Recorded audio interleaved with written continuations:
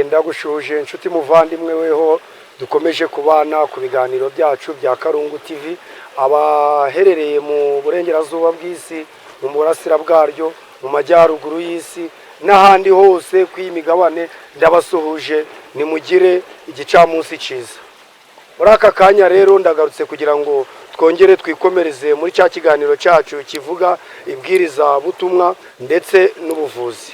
Abantu benshi ntabwo bajya basobanukirwa neza impamvu dukora ubuvuzi, impamvu twigisha abantu ibimera ndetse tukabihuza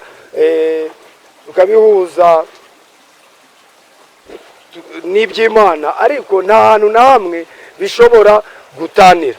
Mu by'ukuri nimusoma ibyanditswe byera nko mu Tangiriro, ndagira ngo muzasome mu Tangiriro, ni igitabo cy'Itangiriro 1:29, dore mbahaye buri gihingwa kimera imbuto kiri mu butaka bwose n'igiti cyose gifite imbuto zikungahaye mu mbuto bizababere ibyo kurya. Imana rero yaturemeye ibyo kurya, yaturemeye imiti itandukanye kugira ngo tuyikoreshe kandi tubeho neza. Satani rero nk'umwanzi w'ibyiza, Satani yakomeje kuturwanya ndetse ntashaka ko abantu bakomeza gukoresha ibimera. Ariyo impamvu zimwe uzasanga bamwe bataniye mu masengesho bakirengagiza ibimera bibakikije. Ariyo mpamvu naje ahangaha kugira ngo mfashe abantu kubarangira umuti woroshe kandi wabakiza mu buryo bwihuse, kandi barwaye indwara zikomeye bazi ko zidashobora gukira. Mbere rero yuko dutangira, kadusenga Imana. Urakoze Uwiteka Mana yacu, urakoze yuko wongeye kuduha aka kanya kugira ngo twongere tuganire. Mwami Imana, yobora intekerezo zacu, ubwenge bwacu, kandi uduhe kongera gukunda ibimera mu izina rya Yesu, amena.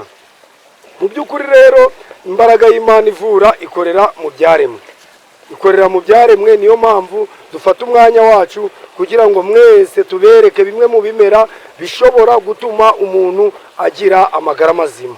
Uyu munsi rero naje kubitekerezaho, ndasoma cyane nsanga abantu benshi bari kuzahazwa, abavuzi bakarya amafaranga yabo menshi cyane ndetse ntibagire ibyo babaha bibabyarira umumaro. Abandi bakazenguruka ahantu hatandukanye mu byumba by'amasengesho, maze mfata icyemezo cyo kugira ngo ndangire umuti aba bantu ngiye kubabwira ndetse bakurikira. Nkuko nabasezeranyije ubushize, nzajya nkubwira ikimera nkanakikwereka kugira ngo usobanukirwe n'icyo kimera uburyo wagikoresha kandi ugakira.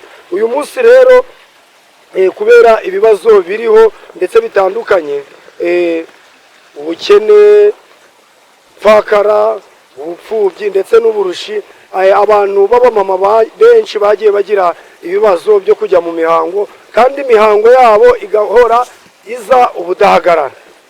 Ikindi abandi biriya bintu rero bitera ingaruka, bamwe bakaba batasama, n'abasama inda zikavamo. Niyo mpamvu ngiye kukwereka bimwe mu bimera ushobora gukoresha igihe weho, wa mukobwa we, wa mudamu we, nawe wa mugabo we ukurikiye iki kiganiro, umudamu wawe akaba afite ibi bibazo. Ibi bimera ndakwinginze ngo ubikurikirane, numara kubikurikirana ubimenye uburyo we ushobora kubitegura. Iyi ndwara rwose yo kuva, iyi ndwara yo kuribwa mu gihe cy'imihango, iyi ndwara izahagarara kandi izahagarara burundu. Ni ibimera ushobora kuvanga, ni ibimera bitatu.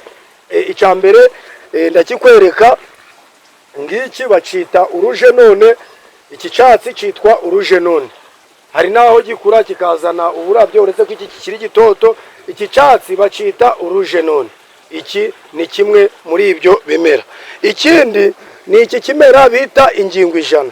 Ingingo ijana bushize narabasobanuriye, bamwe ntibayimenya. Dore ingingo ijana ni iki, ni ikimera cyitwa ingingo ijana. Ikindi ni iki cyitwa imvura idahita.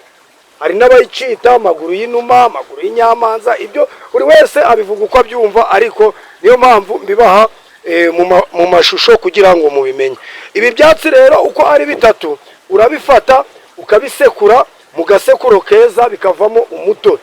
Bivamo umutobe, ushobora kongeramo amazi, wumvishe bigusharire wavanga n'ubuki.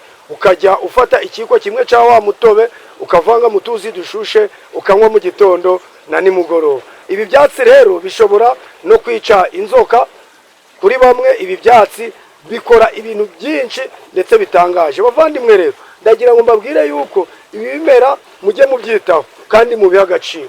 Ni ukuri iyo tubona abantu basiragira, abantu bazenguruka, abantu birukanka cyane bajya kwivuza kandi basize ibyabakiza impande yabo, abandi bakaja kuraguza amafaranga gabo gagashira, abandi ibyo byose twebwe bidutera umwete wo kongera gukomeza gusobanurira abantu Imana yaremye ibyabakiza, ibyatuma bagubwa neza, kandi mukomeze muhe agaciro uyu muti.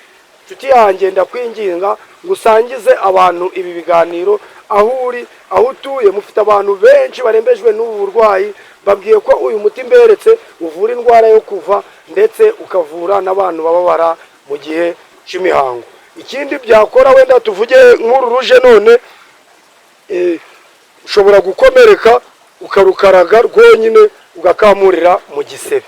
Bavandimwe rero, mujye mumenya ko Imana yaduhaye ibimera kugira ngo bidukize. Mbararikira gukurikirana ikiganiro tuzakora ejo. Ni ikiganiro kitubwira amazi n'uburyo avura. Iki kiganiro nacyo rero mbararikira kuzagikurikirana, tuzagikora ejo.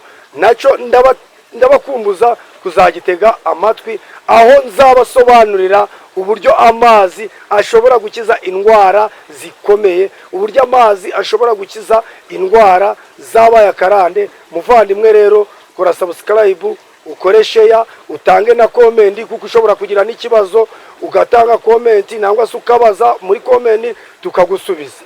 Nimero yacu ya telefoni ni 078 28 14 8 3. Murakoze. Ubuntu, urukundo, amahoro biva ku mwami wacu Yesu bibane namwe mu izina rya Yesu, amen. Kadusenge. Urakoze Uwiteka Mana yacu, urakoze yuko wumvishe uduhaye imbaraga zo gusobanurira abagaragu bawe, abaja bawe, imbata zawe, uburyo imbaraga yawe ivura ikorera mu byaremwe. Nyagasani Mwami Imana, bahe gushobora kubikoresha ndetse no kubikunda mu izina rya Yesu, amen.